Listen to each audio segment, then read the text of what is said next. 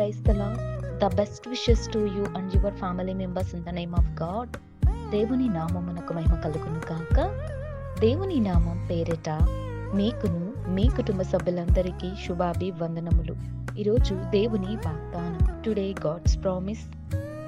అంతము వరకు సహించువాడెవడో వాడే రక్షింపబడును. మత్తయి సువార్త 24వ అధ్యాయం 13వ వచనం. He who endures to the end will be saved. Matthew chapter 24 verses 13.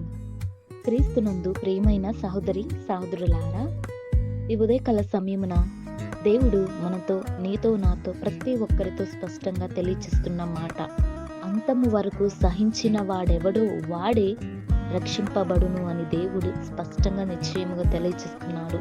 చూడండి, ఇప్పుడు మనమందరమును అంత్యదినములో జీవిస్తున్నాం. అయితే మనమందరమును మెలకువగా ఉండి దేవునికి ప్రార్థన చేయాలి. మనకు ఎదురవుతున్న సమస్యలు, విపత్తులు ఈ నేటి సమాజంలోనూ మనం చూస్తూనే ఉన్నాం, వింటూనే ఉన్నాం. అయితే దేవుడేమంటున్నాడు? మనమందరమును దేవుని ఎడల విశ్వాసాన్ని కోల్పోకుండా శ్రమలన్నిటినీ సహించుకొని దేవుని కొరకు ఎవరైతే నిలబడతారో వారే అంతము వరకు, అంటే దేవుడు వచ్చేంత సమయానికి సిద్ధపాటు కలిగి ఉన్న వారి యొక్క జీవితంలో దేవుడు వారందరినీ రక్షిస్తాడు అని వాగ్దానం చేస్తున్నాడండి.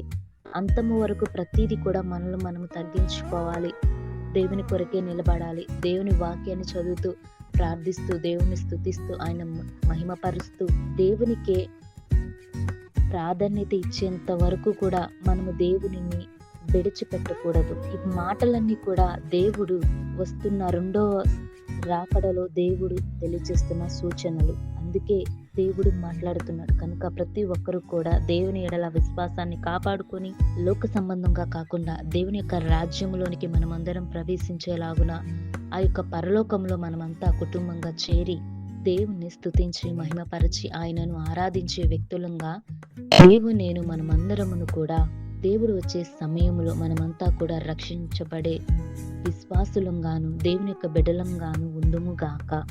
ప్రార్థన.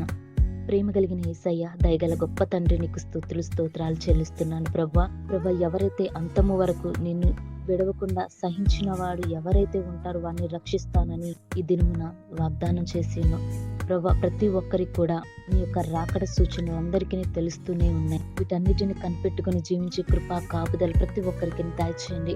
ప్రభా, నీ యందు భయభక్తులు కలిగి తను తగ్గించుకొని జీవించే స్వభావమును అంతము వరకు ప్రభా నీవే రక్షించండి. అటువంటి వారిని అందరినీ, నిందలను, శ్రమలను, అటన్నిటిని ఎవరైతే సహిస్తున్నారో వారందరినీ రక్షించమని కోరుకుంటూ, రక్షణ లేని వారికి కూడా రక్షణ దయచేయమని, నీ బిడ్డలుగా చేర్చుకోనమని కోరుతూ యేసయ్య నామమున అడుగుచున్నాం తండ్రి. ఆమేన్.